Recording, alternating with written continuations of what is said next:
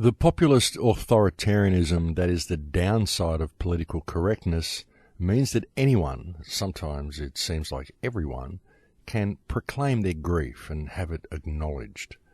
The victim culture, every sufferer grasping for their own Holocaust, ensures that anyone who feels offended can call for moderation, for dilution, and in the end, as is all too often the case, for censorship. And censorship, that byproduct of fear, stemming as it does not from some positive agenda but from the desire to escape our own terrors and superstitions by imposing them on others, must surely be resisted. And that quote comes from Jonathan Green. Welcome to Surviving the Matrix, ladies and gentlemen. My name is Maxwell Igan. It's a pleasure to be with you once again, and I'll be your host for the next hour. The censorship of information to any degree is abhorrent. And indeed it is the censorship of information over the centuries that has been greatly responsible for many of the situations humanity finds themselves in today. Always remember, folks, that history is written by the winners, and so that is the version of history that you get, and that is the story that molds you, that aims you, that defines who you are. And so it's extremely important for people to pay attention to where that story comes from. And it's extremely important for people to look at all information objectively. And this is why censorship is abhorrent, because censorship is often used to stifle an opposing view or an opposing opinion. And really, it's important to look at all sides, folks, because we don't have any real idea of where we came from. I mean, honestly, you've only got theory and conjecture from all counts. We have evolutionist theories, we have biblical creationist theories, we have the Gnostic vision that I brought to you last week, we have the concept of panspermia, we have all sorts of ideas of where we came from, and we have all sorts of ideas and beliefs of how we got to where we are now. And really, in all of this, folks, the only thing we can be 100% certain of is where we are now. Because I doubt that there is anybody on the planet that fully knows 100% what all of the paths and the steps that were taken to bring us here were. Because all we can do is look back through books and listen to oral traditions. But as I said, history is always written by the winners. And if what we're reading isn't a history book, then it is usually just someone's opinion that they've written in a book. It may be based in fact, it may be based on things that they've experienced personally, or it may be hearsay based on other books and based on their version of history. And there's so much of this stuff out there, folks, that it becomes very, very difficult to discern what is real and what is fantasy. That's why it's important to look at all the information and to see what resonates. Because that's really what it comes down to, folks. I was having a discussion with someone the other day on YouTube as a response to my last radio show, which did cause quite a storm among people. Especially many Christians were questioning very much why I would present such a concept as the Gnostic concept, and were very concerned that I would have someone like John Lash on the show. John Lash is, of course, quite a controversial figure due to some statements that he's made in recent months and some of the concepts that he's put across, and I knew that there would be some backlash to having him on the show, but the reason I did have him on the show was because of the disempowerment that I've seen amongst people of late when they've discovered concepts such as the archons. Because many people are looking into this type of information now, and I've seen a huge disempowerment in people. Whereas when I came across the information regarding the archons myself and the possibility of something like this happening, and the fact that it actually existed in ancient texts, which is an interesting thing for it to exist, the thing that first introduced me to the concept of the archons was the Sophianic myth, and I found it to be very empowering because I could find traces of this through early books that I'd read, such as the books of Carlos Castaneda and other writings that I'd found around the place. I'd found suggestion of something like this, and I found the information to be very, very empowering and gave me an interesting understanding of how shamans viewed the world. And as I said last week, I'd also recently done ceremony in Peru, where I'd quite literally connected to the mother goddess energy and experienced something of a predator mind while I was in a state of ceremony. So it was all very synchronistic for me, and the discovery of the information actually went a long way to confirm what I had just experienced in ceremony. Very, very synchronistic series of events, folks. And then to suddenly come across the story of the myth, it was a very, very empowering concept for me. Whereas lately what I've seen is that people are being introduced to this information and they're finding it very disempowering and actually quite terrifying. And that's why I thought it would be good to have John Lash on the show to discuss the myth, because I think the myth is an important part of the Archon concept. And I think John's translation of the myth is a good thing. It's a great contribution that's been made. And it's an interesting perspective to look at, regardless of what his political views are, regardless of what type of steps he's suggested should be taken, and regardless of what people think about him personally.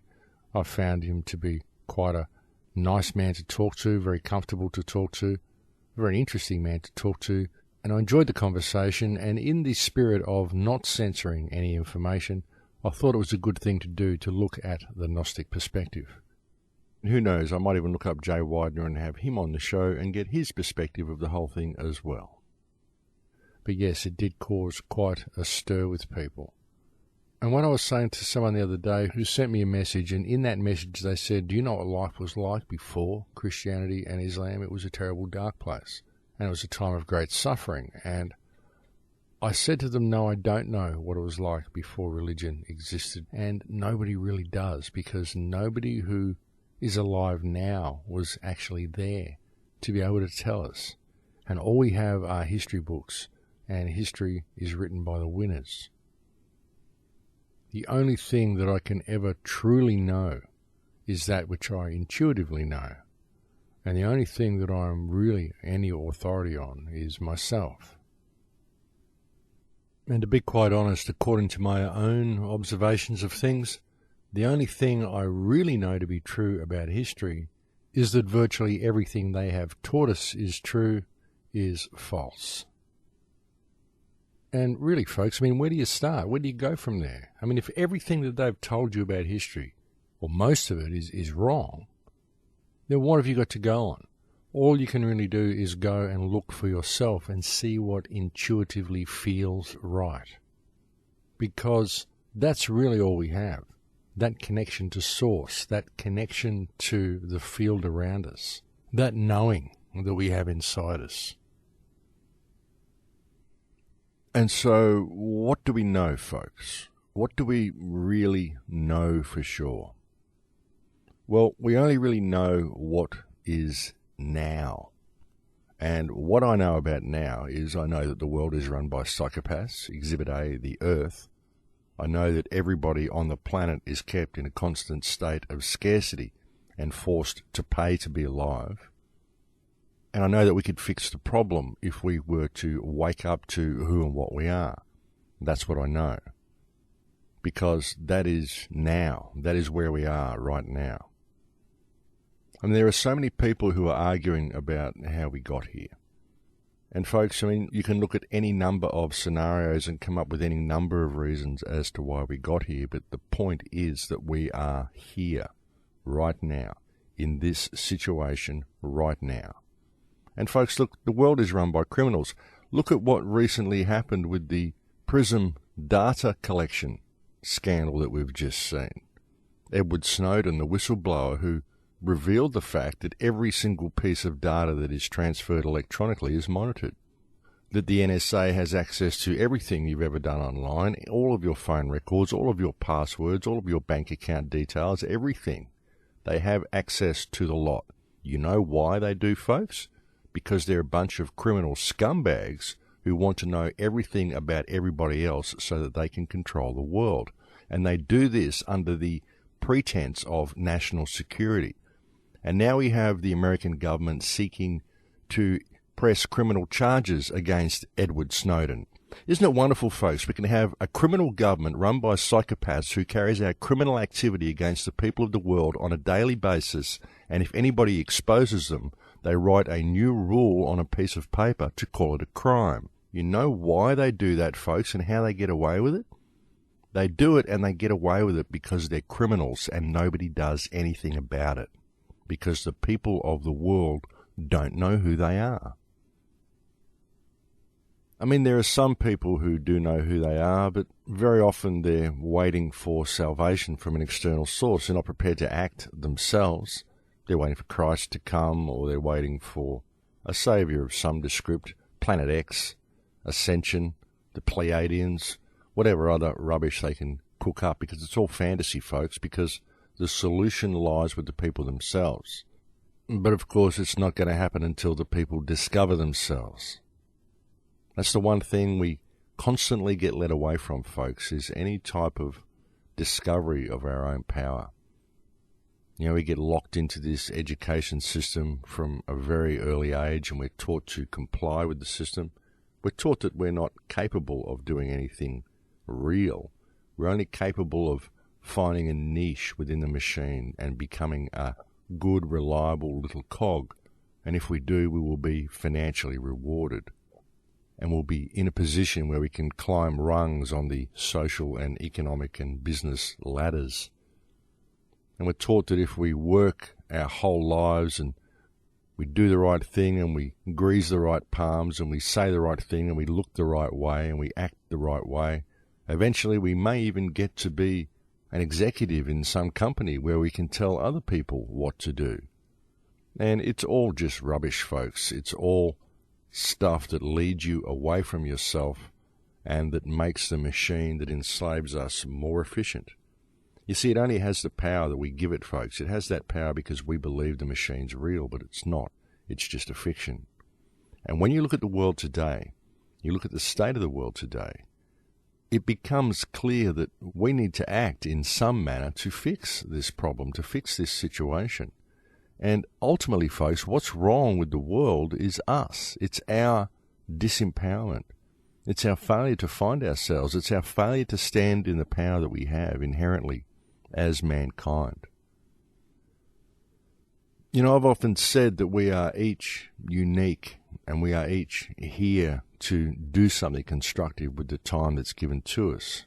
We are each the custodians of the future for our children, the custodians of freedom during our time, the custodians of the planet itself. That's what we are. That's what our role is. We're here to experience ourselves and to pay attention to what's around us, to be aware of the legacy we're leaving behind, because we can create a far better world if we choose to participate in it.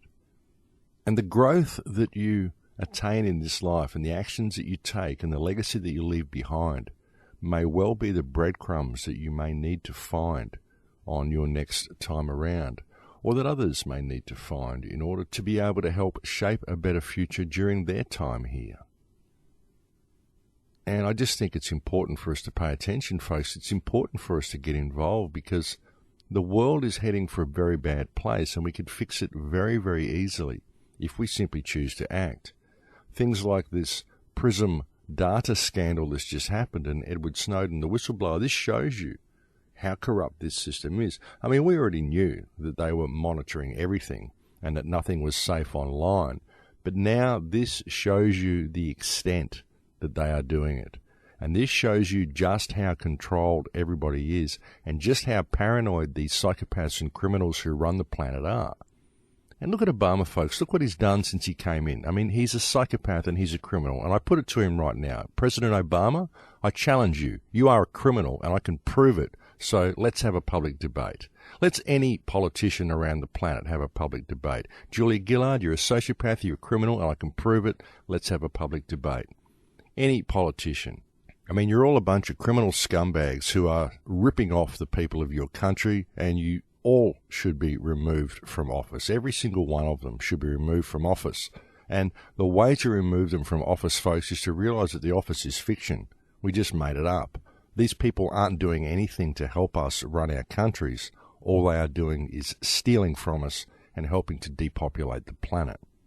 And it isn't just humankind they're depopulating, it's everything. The whole environment is being trashed.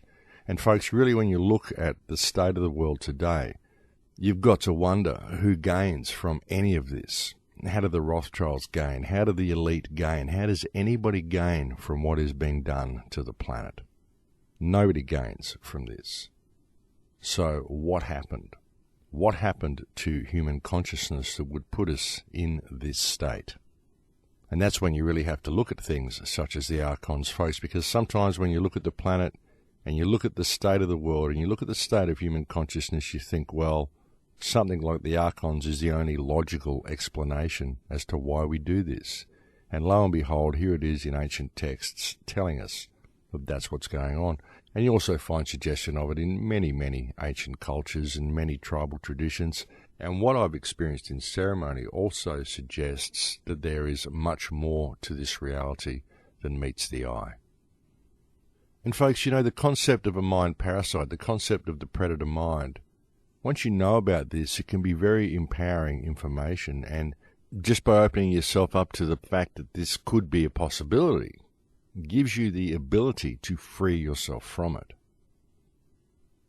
And so what am I saying here? Am I saying that the archons are real? No, I'm not. I'm simply saying that it's a possibility. Because all I can really know is what is now. And when I look at the world now, what I know is that the world is all messed up. And it's messed up because we don't fix it. And what I'm asking is why we don't fix it. What is it in our mind that prevents us from acting? I mean, sure, in many cases it's the salvationist ideology, it's the Redeemer complex that people have. They believe that Superman's coming to save them. Very often it's other people believing that the Pleiadians are coming to save them, or the Galactic Federation of Light is coming to save them, or that Planet X is coming, or there's some other fictional construct that has been created for them in order to give their power away. Because the power is right there. It's right there inside you for everybody to stand in should they choose to do so. But what is it in our mind that causes us to believe this stuff? What is it in our mind that causes us to believe that other people have a right of ownership over us? What is that? What does that? What causes us to be so subservient? It isn't just fear. It isn't just fear of the uniforms. It isn't just fear of the legal system. There's something that's been superimposed over our minds that causes us to step away from our personal power and to give that power to other people.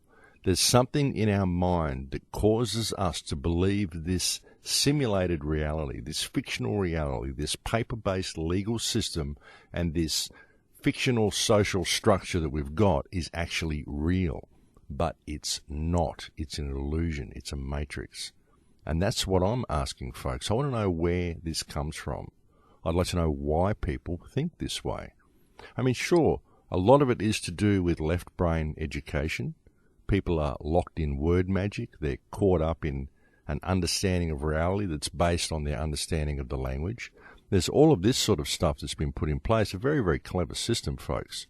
But there's also the fungal growths in our body. There's the electromagnetic soup that we're forced to swim around in. There's the toxins that are put in the food. There's all of these things that are put in place to keep us locked down. Where did it all come from?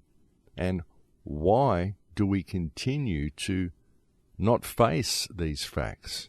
And why do we continue to give our power away to other people and to assume that others have a right of ownership over us? Because that's all a legal system is, folks. I mean, if there's no harm done to anybody from you performing whatever actions you performed, then no crime has been committed. And yet the legal system will superimpose itself over you and do hardship to you because you can't see that it's fiction. And you can't see that the people that are doing it to you are just people. All they're doing is following rules on pieces of paper. It's all fiction. It doesn't mean anything. Someone just wrote it down. It isn't reality. And so what causes us to do this? What causes us to give our power away so freely? Because all that is, folks, all the whole legal system is someone claiming a right of ownership over you and using a slavery system to keep you in line. That's all the legal system is, folks. It's not anything designed to protect you or to preserve law. What it is a slavery system designed to control people. So why do we give our power to such a system? What is it in our minds that causes us to do this so readily? And without ever even questioning the authority of these people, what causes us to do this, folks? Because we do. We just hand our authority away willy-nilly. We just do this all the time. And we even do it when we attempt to stand up against the system, you see. Because we realize the system's fiction. We decide to stand up against it. But then we do so within the parameters that are provided for us by the system. So even in standing up against it, we're giving authority to it. But it's just fiction. Why do I have to work within those parameters? Why do I have to subject myself to a slavery system designed to control me in order to claim I'm free from it? Why can't I just claim that I'm free from it? Why can't these people show me a contract signed by my creator which gave them jurisdiction? If they're going to work in contract law, well, that's what I need. Or anything. Show me how they have a right of ownership over me. Because there's one crime that is illegal in virtually every country, folks, and that is slavery. And yet, what we have here is a slavery system. Because there is no injured party in most of the actions you perform against this system. You step outside of their lines, you park in the wrong place, you do whatever. And there's no injured party in your actions. The only injured party in the whole thing is you when you get prosecuted. So who broke the law? The system broke the law. The government broke the law when they injured you for crossing one of their fictional lines.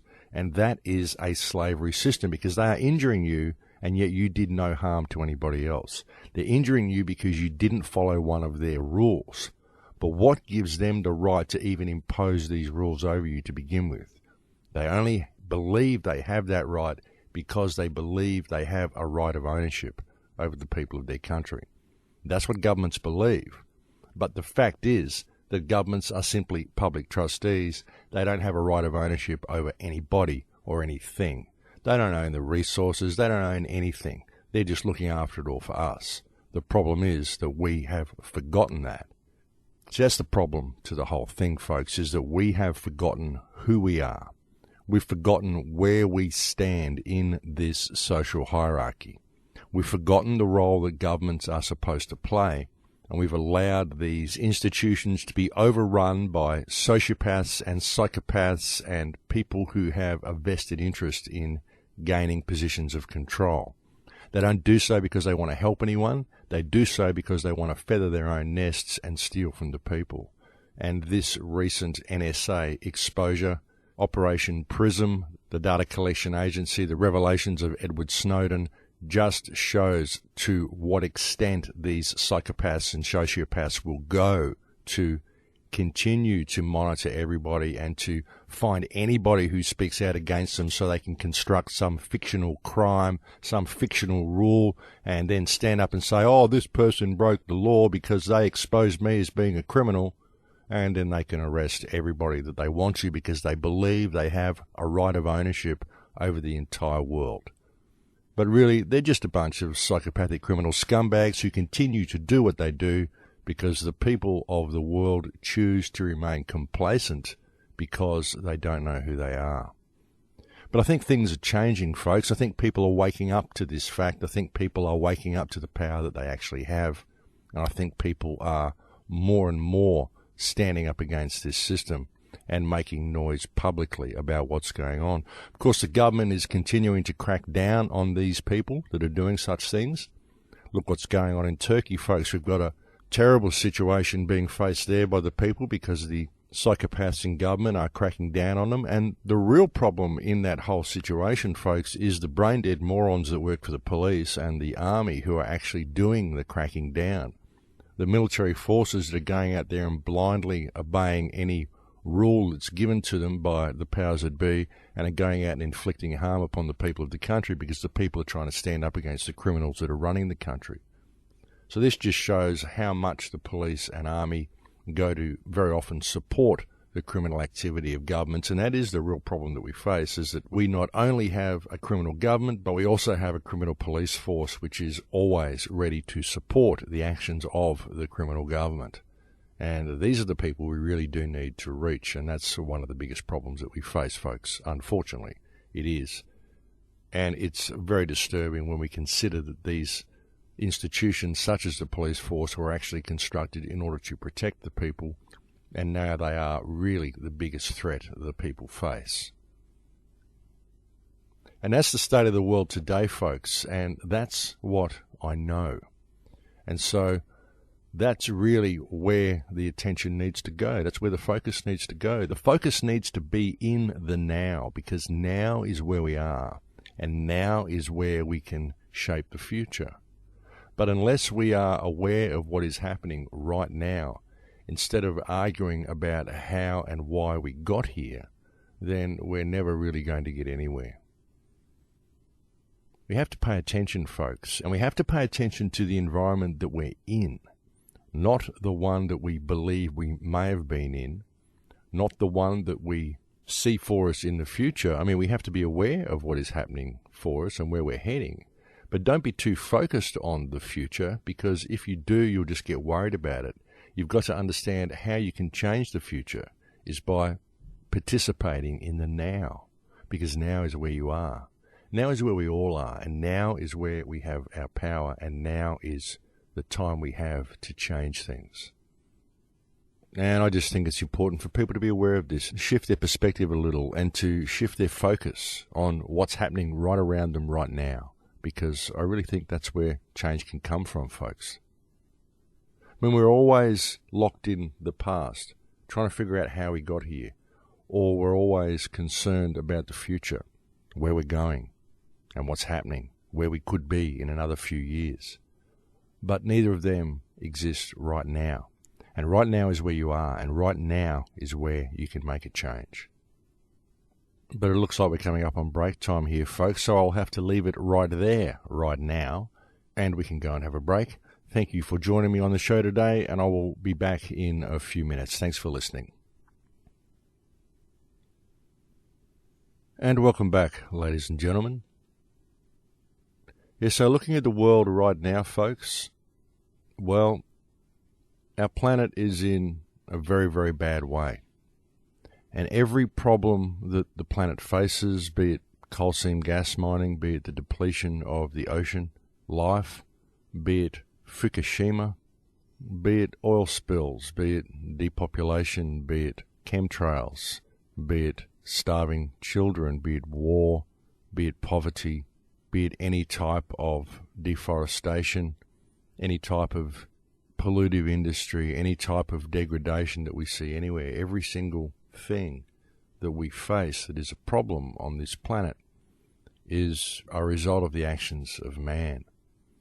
And we can look at this, and many people will say, well, this is terrible. Man is a virus that needs to be exterminated because of the damage that man is doing to the planet. But this is not really true, folks. What's doing the damage to the planet is the corporate system that has been superimposed over the mind of man, the fictional matrix that has been superimposed over the mind of man, the simulated reality that the people believe is real, and the legal system and government system that accompanies it. See, that's the problem. As I said earlier in the show, we employ government. These are trustees that are there to look after stuff for us, and that's the problem, is that we have people looking after things for us, when really we should be looking after things for ourselves. You know, no one should be looking after your life for you. You should be looking after your life for yourself. The only reason you need someone to look after your life for you is because you're caught within a system whereby you have to pay to be alive. And there's all of these rules and infrastructure and all this stuff that's been put in place and superimposed over the human consciousness to make you subservient to this type of system. But it's all fiction, folks. See, that's the problem, is that we have other people looking after things for us. They do it all according to the parameters of a commercial system which puts profits before anything else, before the people, before the environment, before what is right, before anything. It's all about the economic model. And the world of today and the degradation that we see on all counts and from all aspects and all perspectives is all a result of the economic model that has been superimposed over the mind of man. The fact that every single action and every single thing about this planet has been reduced to commerce. that an economic value has been attached to everything. This is the inevitable result, folks. When you have a system like that, this is the inevitable result. And so why is the system there? Well, it's there because the people believe it to be real. The people believe it to be real because they were taught that it was real. They were taught that this is how the world has to be. And when people wake up and see the problem of the system, they suddenly move into the past and they try to figure out how we got here. What was it? Who can I point the finger at? Who is to blame? Or they start looking at the data and they extrapolate things into the future and they start living in fear of where we're going and what's happening. So they start screaming out about fear of the future to people. And as I said earlier, neither of those things exist right now. Screaming out fear is not the way to do it. And arguing over what happened in the past is not the way to do it either. It could be any number of things. It could be the Archons. It could be just that we're so messed up from all the chemical environment that we're stuck in. It could be because of the word magic that's superimposed over us. It could be any number of things, and we will never know until we free ourselves from the system. And we will never do that. We will never achieve freedom from this system until we start operating in the now. We will never do that until we know ourselves and respect ourselves. Because when we do that, we begin to know and respect those around us. And we realize what we can do through the strength of numbers and common respect and common unity. I mean, even when I say the police are criminals, the police are criminals because they're operating within a system that supports the criminal activity of government, because the whole system is criminal as far as I'm concerned. The police may not be knowingly criminals. Many of them believe that they are probably doing the right thing. They believe the system is real. They're completely locked in the left brain. But by the same token, there are also a great many police officers, in fact quite large numbers of police officers, who are just downright sociopaths and who enjoy inflicting themselves upon other people. So, we've got an interesting dynamic there. But there's this whole peer group, buddy club culture within the police force whereby they don't rat on each other and they're scared to rat on each other. They police themselves, and the way they police themselves is they police anybody who's going to speak out against the police force because, oh no, you can't do that. You can't discredit us because of a few bad apples. But really, it's a lot more than a few bad apples because the whole system itself is a bad apple. And so that's a really difficult thing, folks. It's very, very difficult to reach the police, and the police are truly the biggest problem that the people face. I mean, whenever you even try to get close to a politician to talk to them, whenever you stand up and ask a pertinent question at meeting time or something like that, we've seen what happens to these people. The police walk in and they tase them and they drag them out because they believe that they have to do that. It's not about freedom of speech. It's not about asking questions of your public trustees. It's about you doing what you're told, and that's the way they're trained to be. A lot of police in America are trained to believe that the founding fathers of the United States were quite literally terrorists, and so that anybody talking about the Constitution should be seen as a potential terrorist. This is the extent that it's gone to, folks, and it's all because people believe the system is real. And the system only really exists because people aren't prepared to take responsibility for themselves on their own lives. People want someone else to look after things for them. But really what they're doing is they're living in a simulated reality. They're living in a matrix, and they're not paying attention to themselves. They're not paying attention to the earth. They're not paying attention to what reality is and what life could be. I mean, this planet is such a beautiful planet, folks. There is so much potential in what we have here. There's so much potential in the human species. Even if we wanted to have a system, there's so much potential for it to be something that empowers everybody. Because the natural state of all life on this planet is abundance. Because this is a truly abundant planet. The only thing wrong with it is that we trash it all the time because we are locked into this economic model, this fictional, commerce-based reality. That's the problem. And also, of course, a big part of it is because we believe that the government controls us.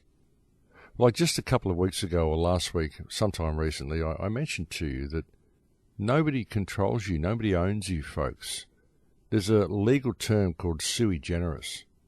And this is a legal term, folks, so it's even recognized within the fictional legal system, sui generis. And What that basically means is that you're unique. You have no peers. And this can be proven because you have a completely unique set of fingerprints. You have completely unique DNA. You have a completely unique perspective of reality. You are different to every other person on the planet. And yet you come from the same place, from the same universal consciousness that everybody else comes from.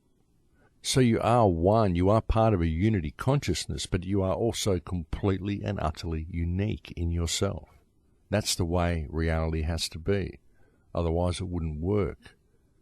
Of course, all these things get hijacked. If you even talk about unity consciousness, people say, collectivism. No, it's not about collectivism. It's not about any ism. It's about knowing who and what you are and where you come from. Where the spark of life that is you, the electromagnetic field, the electromagnetic frequency that is you, where that comes from. Because it doesn't come from your body. It's a biological organism that you're walking around in. That's just the vessel you inhabit.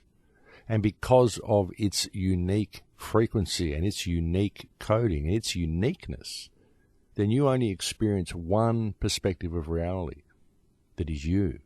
And that is completely unique to you, but it does come from a collective consciousness. So you're both.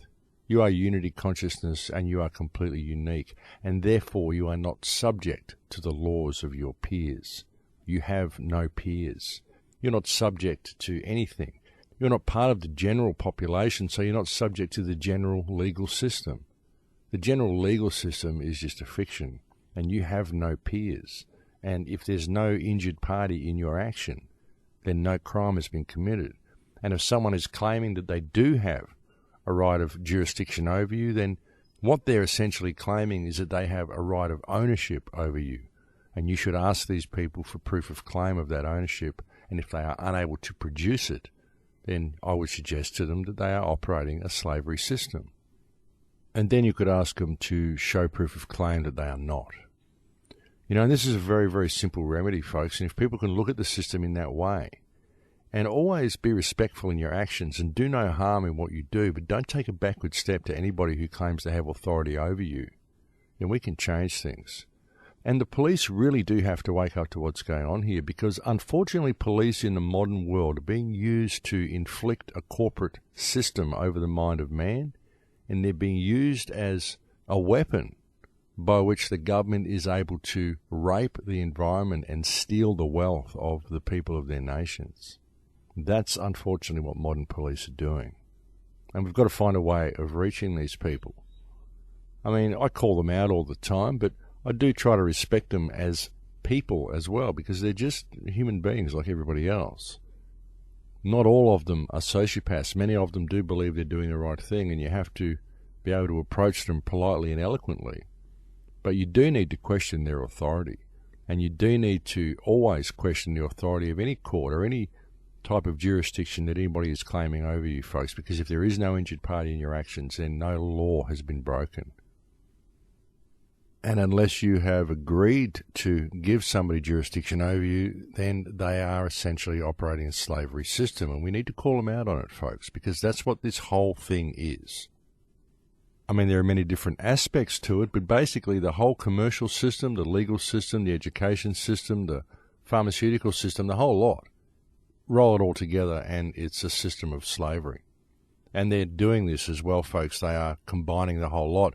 Now it's very, very difficult to get your child into school if it hasn't been vaccinated. You've got to have your kid enslaved to Big Pharma and be putting toxic substances into the child in order to get it hooked into the medical system and to keep it in constant brain fog, or you are a threat to the rest of society. And that's why they're doing it this way, folks. They want everybody to be uniform.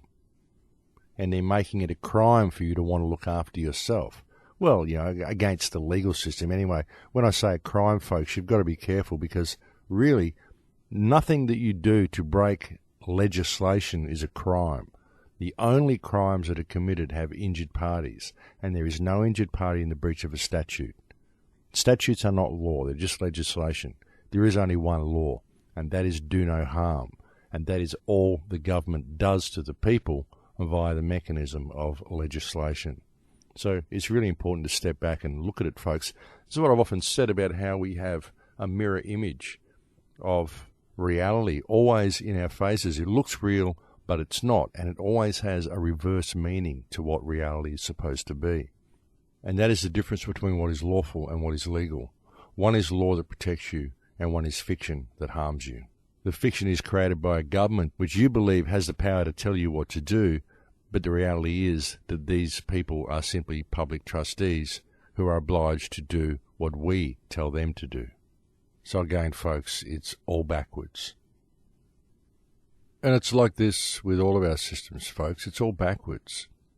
Everything that people get tricked into believing is backwards. Everything that people get tricked into believing about reality, it's all backwards. It's all been manipulated ever since the invention of the written word, virtually.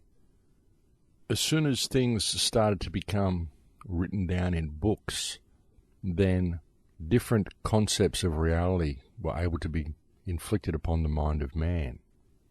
When you read a book, what are you reading? Are you really reading information, factual information, or are you reading someone else's point of view, someone else's version of reality, and then adopting that version of reality on as your own? Are you believing that only certain things are possible because it says within this book and within these scientific parameters that only certain things are possible? Because really, when you look at how reality works, you find that the only thing that is actually impossible is that which we believe to be impossible.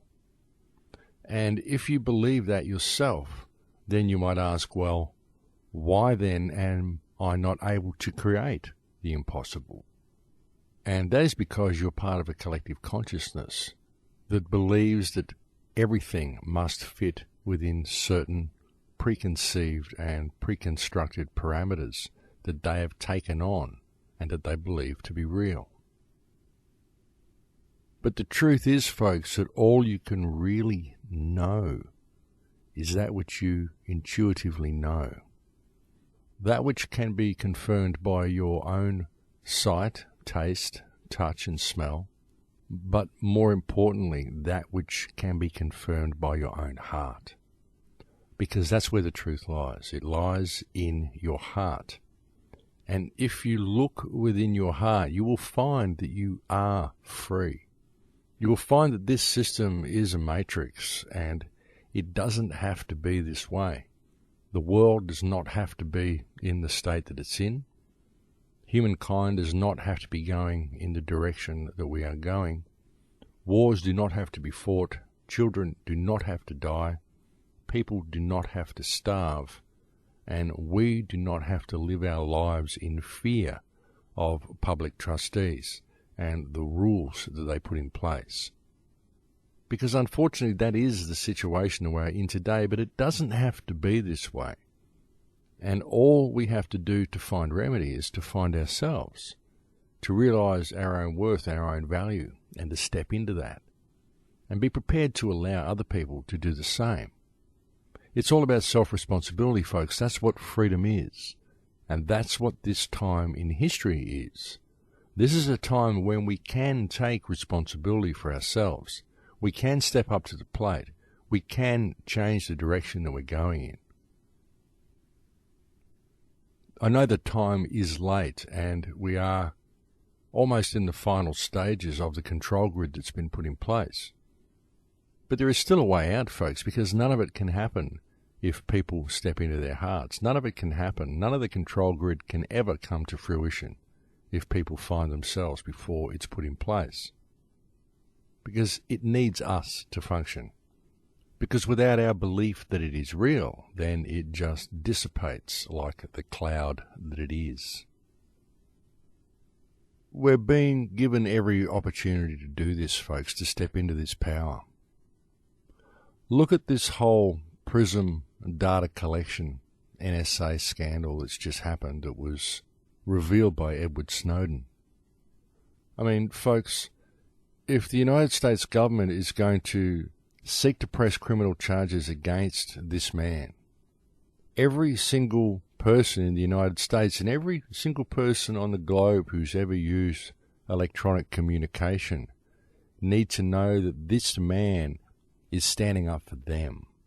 and that the people who are now writing little rules on pieces of paper to see if they've got some way of constructing law so that this man can have broken it, so that they can inflict themselves upon him, need to understand that these people themselves are the criminals, that this man did you a favour, and that if the United States government is going to seek to prosecute this man, then the people of the United States need to realise that they have a real problem with the criminals that are currently running their government, and they need to do something about it.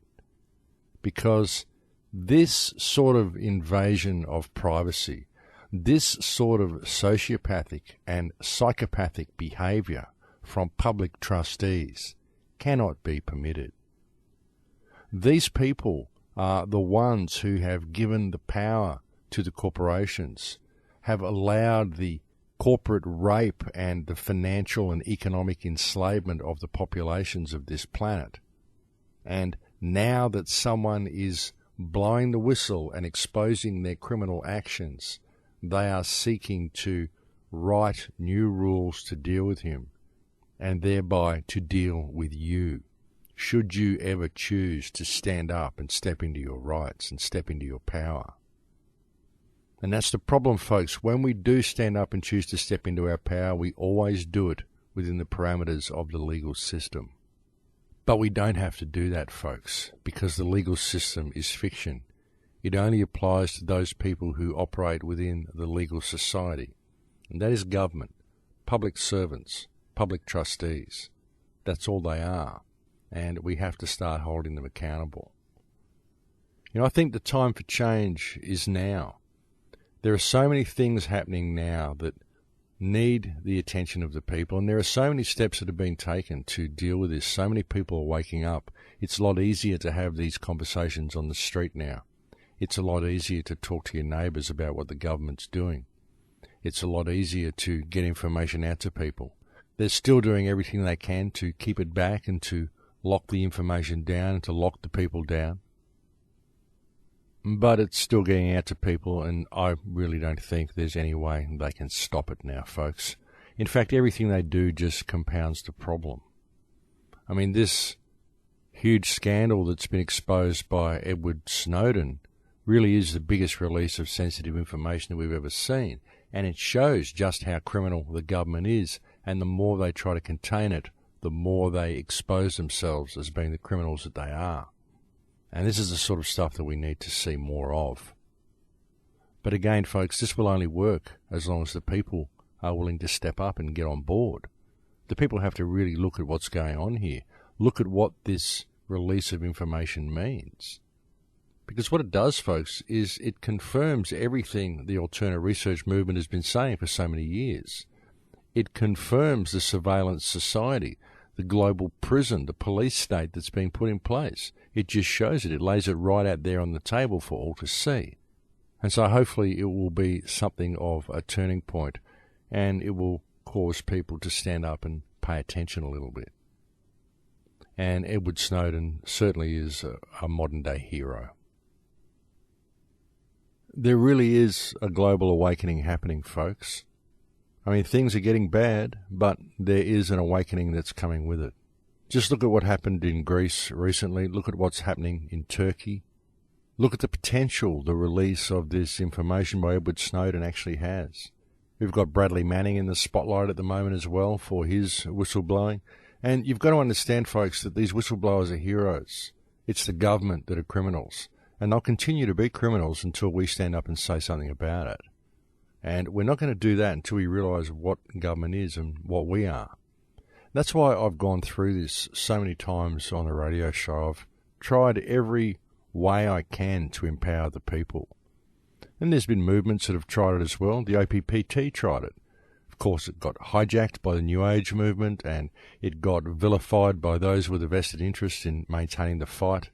It got vilified by cult members and people who want to see the struggle continue. And all through it, people were waiting for the big switch to be flicked, and no one ever really realised that what it was about was self-responsibility.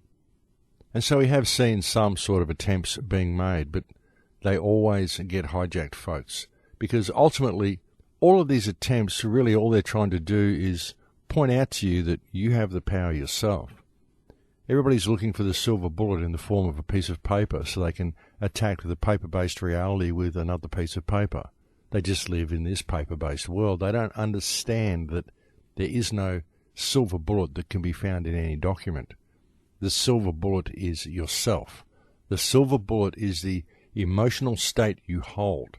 The silver bullet is the heart space you're in, the state of your own consciousness. The silver bullet is your awareness that you are a unique, sentient expression of creation, inhabiting the vessel given to you by creation for the experience, and that there is nobody who has any right of ownership over you.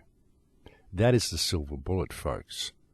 That's why it's very hard to explain to people how to emancipate themselves from the system, because they are only ever as free as they choose to be. They are only ever as free as they feel. And this freedom comes with knowledge of themselves. And no one can give you knowledge of yourself except yourself. But in order to gain that knowledge, you first have to understand who and what you are. And that is why I have repeated the same message so many times on these radio shows over the last 6 years, folks.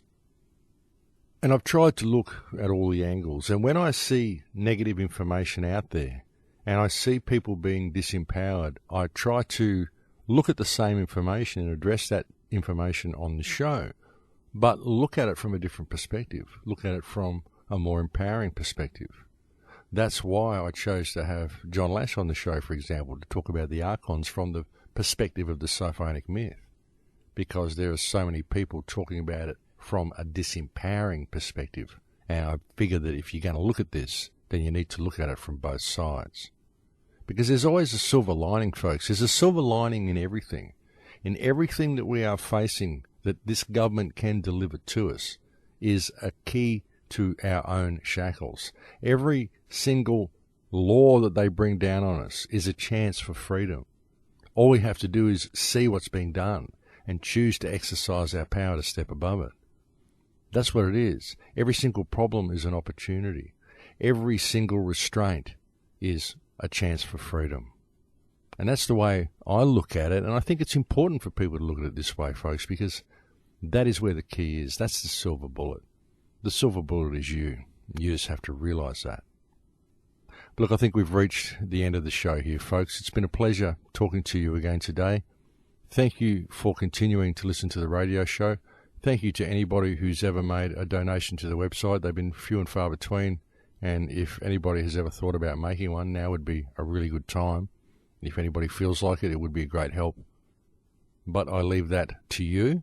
But it is a pleasure to come here and talk to you, folks. It is an honor to have you come and listen to me every week. Thank you very much for the support you've shown me. Thank you for the emails you send me. Thank you for the kind words.